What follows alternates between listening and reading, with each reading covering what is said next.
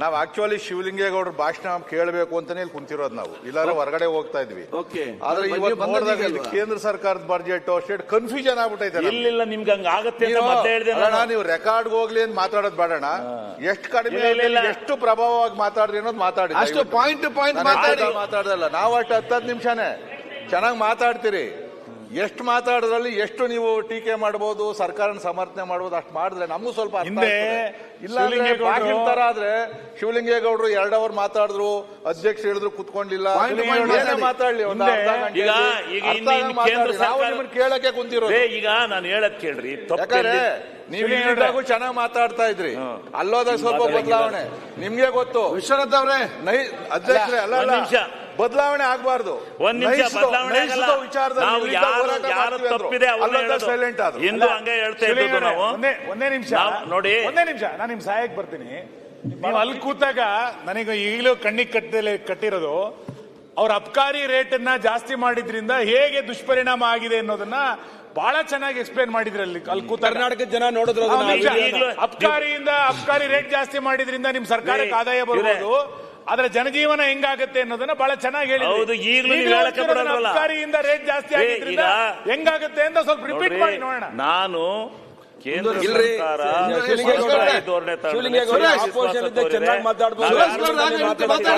ಹೇಳಿದೀವಿ. ಈಗ ನಬಾರ್ಡ್ ನಿಂದ ನಿಮ್ಗೆ ಏನ್ ಹೇಳಿದ್ರು ನಾವು ಎಲ್ಲಿ ಬರ್ಬೇಕು ಅಲ್ಲಿಗೆ ಬರ್ಬೇಕಾಗತ್ತೆ. ಈಗ ನಬಾರ್ಡ್ ಸಾಲ, ಈಗ ಸಹಕಾರಿ ಸಂಸ್ಥೆಗಳಿಗೆ, ಸಹಕಾರಿ ರೈತರಿಗೆ ಸಾಲ ಕೊಡಕ್ಕೆ, ಹೊಸ ಸಾಲ ಕೊಡಕ್ಕೆ ಇವತ್ತು ನಿಮ್ಗೆ ಹೇಳಿದ್ರೆ ಸಿಟ್ಟಾಗುತ್ತೆ. ಈಗ ಮನಮೋಹನ್ ಸಿಂಗ್ ಅವರು ಈ ದೇಶದ ಪ್ರಧಾನಮಂತ್ರಿ ಆಗಿದ್ದಾಗ ನಬಾರ್ಡಲ್ಲಿ ಸಾಲ ತಂದ್ರೆ 64% ಅನ್ನ ಕೃಷಿ ಕೊಡಬೇಕು, 64% ಹಣವನ್ನ ರೈತಾಪಿ ಜನಕ್ಕೆ ಹೋಗ್ಬೇಕು ಅಂತೇಳಿ 64% ಅದಕ್ಕೆ ಆ ಮೂಲಕ್ಕಿಡರು. ಇವತ್ತೇನಾಗಿದೆ ಆ ಮೂಲ? ನಮ್ಮ ಕರ್ನಾಟಕ ರಾಜ್ಯಕ್ಕೆ ಕಳೆದ ಸಾರಿ 5,000 ಕೋಟಿ ಬಂದದ್ದನ್ನು 5,000 ಚಿಲ್ಲರೆ ಕೋಟಿ ಬಂತು. ಈ ಸಾರಿ 2,000 ಚಿಲ್ಲರೆ ಕೋಟಿಗೆ ಹೋಗಿದಿರಲ್ಲ. ರೈತರು ಏನಾಗಿದೆ ಇದನ್ನ ಅರ್ಥ ಮಾಡ್ಕೋಬೇಕು ಅಧ್ಯಕ್ಷರೇ. ನಾನು ಹೇಳೋದು, ಈಗ ಇವ್ರು ಕೇಳಿದ್ರೆ ಅಲ್ಲಿ ಯಾರು ಈ ನಬಾರ್ಡ್ಗೆ ಸದಸ್ಯರು ಆಗಿರೋರು ಈ ದೇಶದಲ್ಲಿ, ಈ ಪ್ರಪಂಚದಲ್ಲಿ ಮೋದಿಯವರು, ಭಾರತ ದೇಶದಲ್ಲಿ ಅಧ್ಯಕ್ಷರಾಗಿರೋರು ಮೋದಿಯವರು, ಅದಕ್ಕೆ ವಿತರಣೆಗೆ.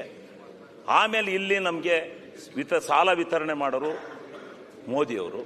ಈಗ ವಿತರಣೆ ಮಾಡುವಾಗ 5,500 ಕೋಟಿ ಕೊಟ್ಟು ಹೋದ್ ಸರಿ, ಈ ಸರಿ 2,500 ಕೊಟ್ಟು ಪರಿಣಾಮ ಏನು ಗೊತ್ತಾ? ಈ ಮೈಕ್ರೋ ಸಾಲ ಅಂತ ಇಲ್ಲಿ ನಾವು ಹೊಡೆದಾಡ್ತಾ ಇದೀವಲ್ಲ, ನಾವು ಹಳ್ಳಿಲಿರೋರು ಯಾರು ಹಳ್ಳಿ ಸಾಲಕ್ಕೆ ಹೋಗ್ತಾರೆ ಗೊತ್ತಾ? ಮೈಕ್ರೋ ಸಾಲಕ್ಕೆ ಯಾರಿಗೆ ಸಾಲ ಸೊಸೈಟಿನಲ್ಲಿ ಸಿಗ್ತಾ ಇಲ್ಲ. ಒಂದು ಸಾರಿ ಸೊಸೈಟಿನಲ್ಲಿ ಅವ್ರಿಗಿರೋ 2 ಎಕರೆ 3 ಎಕರೆ ಜಮೀನ ಆಧಾರ ಮಾಡಿಕೊಂಡು 10 ಲಕ್ಷ 10,000ನೋ 20,000ನೋ 30,000ನೋ ಕೊಟ್ಬಿಟ್ಟಿದ್ದಾರೆ.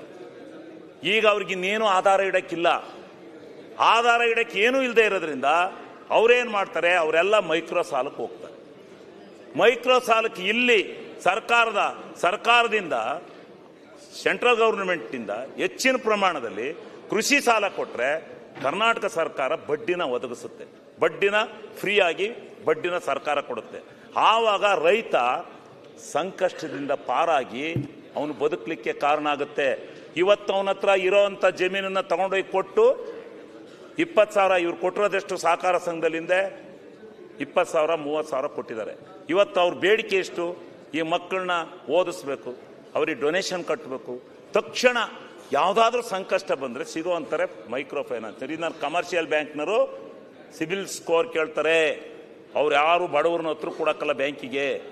ಆದ್ರಿಂದ ಉಳಿದುಕೊಂಡಿರ್ತಕ್ಕಂಥವ್ರೆ ಮೈಕ್ರೋ ಫೈನಾನ್ಸ್ನವರು.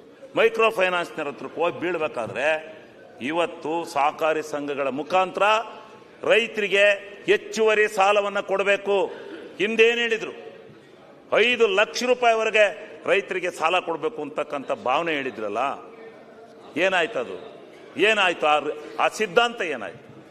ಆ ಸಾಲ 10 ಲಕ್ಷ 20,000 ಕೊಟ್ಬಿಟ್ಟು ವರ್ಷಕ್ಕೊಂದ್ಸರಿ ಬಡ್ಡಿ ಕಟ್ಸ್ಕೊಳ್ಳೋದಲ್ಲ. ಸಾಲನ ರೈತರ ಕೈಗೆ, ಅದರಲ್ಲೂ ಯಾರು ಕೃಷಿ ಜೀವನವನ್ನು ನಂಬಿ ಜೀವನ ಮಾಡ್ತಾರೆ, ಯಾರು ವ್ಯಾಪಾರಸ್ಥರಿದ್ದಾರೆ, ಯಾರಿಗೆ ಬಂಡವಾಳ ಸಿಗಬೇಕು, ಆ ಬಂಡವಾಳ ಸಿಗ್ತಕ್ಕಂಥ ಕೆಲಸವನ್ನ ನಬಾರ್ಡ್ ಮುಖಾಂತರ ರಾಜ್ಯಕ್ಕೆ ಒದಗಿಸ್ಬೇಕು. ರಾಜ್ಯ ತಗೊಬಂದು ರೈತರಿಗೆ ಮತ್ತೆ ಪ್ರತಿಯೊಬ್ಬರಿಗೂ ವಿತರಣೆ ಮಾಡ್ತಕ್ಕಂಥ ಕೆಲಸ ಆಗ್ಬೇಕು. ಇದಾಗ್ತಾ ಇದೆಯಾ?